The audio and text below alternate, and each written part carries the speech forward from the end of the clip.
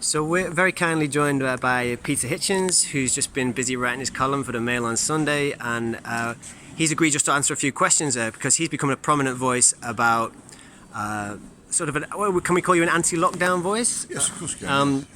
So, no, some people would say like, oh yeah, well the government's got to do something about this pandemic. There's a disease. It's very, it's taking people, it's killing people, and they've introduced some measures to prevent that happening. So why would you oppose those measures? Well, what I oppose is out of proportion measures. Of course there's a disease, of course it's serious, of course people catch it and die from it, and that is tragic in all the cases where it takes place. And where it was preventable, if it wasn't prevented, that's a disgrace. But that's a different thing from saying anything they do, any idea they come up with, it has to be good, it has to be the right thing. And also, has what they have done been in proportion to what happened? We're all at risk, technically, from the danger that an eagle may drop a tortoise on our heads from up above.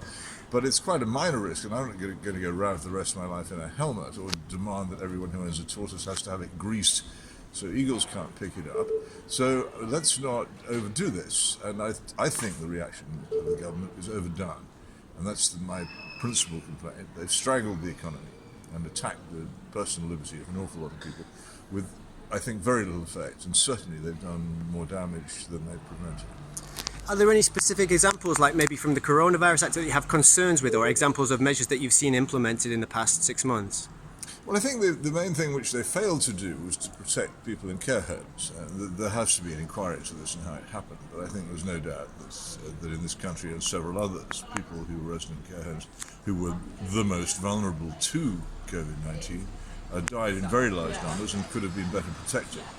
So that's something they could practically have done. They preferred the grand gesture, the mass house arrest of lockdown, telling people they couldn't go to work, shutting down large parts of the economy, to the difficult job of particular acts which might have protected large numbers of individuals in real danger. And that, again, is the problem. Not just lack of proportion, but a blunderbuss rather than a scalpel.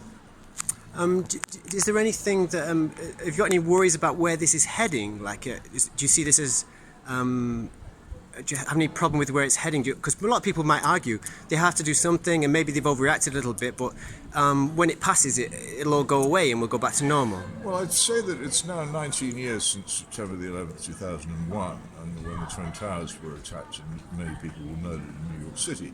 And the precautions which then began, particularly in air travel, are still in place and have in many cases intensified, even though my view is that once they stopped opening the doors of flight decks, most of them were probably redundant. So it's very difficult, once you've started taking precautions of this kind, for anybody to take responsibility to abandon them. Look at the reopening of the schools. Nobody said, right, okay, we'll just reopen the schools as they were before. They had to be filled up with yellow tape, and many of the schools insisted on the children wearing masks and the teachers wearing visors and bubbles and all the rest of it. This is because people won't take responsibility, even for a minor risk. Now, with that attitude and with the continued belief that what's been going on is right, we could be stuck with this for years to come. Can I just ask you one little question? Last time we met last week on Saturday in Bond Square, and you told us a little story about the way you saw the arrest of Piers Corbyn after a Trafalgar Square protest the week before. Can you just sum up what you think might have happened there? Well, you can't tell that this was the case, but it is. The events go like this. On the Friday before the demonstration, the government makes, by decree, not through proper parliamentary procedure, a law saying that any police officer can fine somebody £10,000 for holding what's judged to be an unlawful demonstration. The following day, Piers Corbyn is present at such a demonstration, which he spent a lot of time, I think, talking to the police about and negotiating to make sure it goes off peacefully. And suddenly, he is arrested by a very large number of officers, held for a long time, and he'd fined £10,000, which is a catastrophic sum for any individual to be fined. And it's, about 24 hours after the law was passed.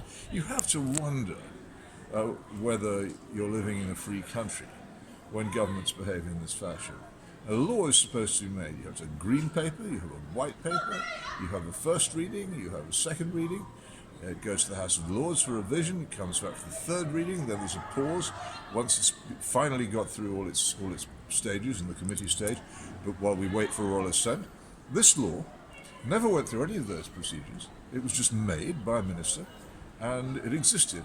And I'm not at all sure that a free country can last for a very long time if an individual minister has that kind of power, especially if he uses it in that way. So that's quite a serious concern. So I've got my last question here, which follows on from that. So in your last column, you wrote that if people want this kind of situation to perpetuate, then they just do nothing, right?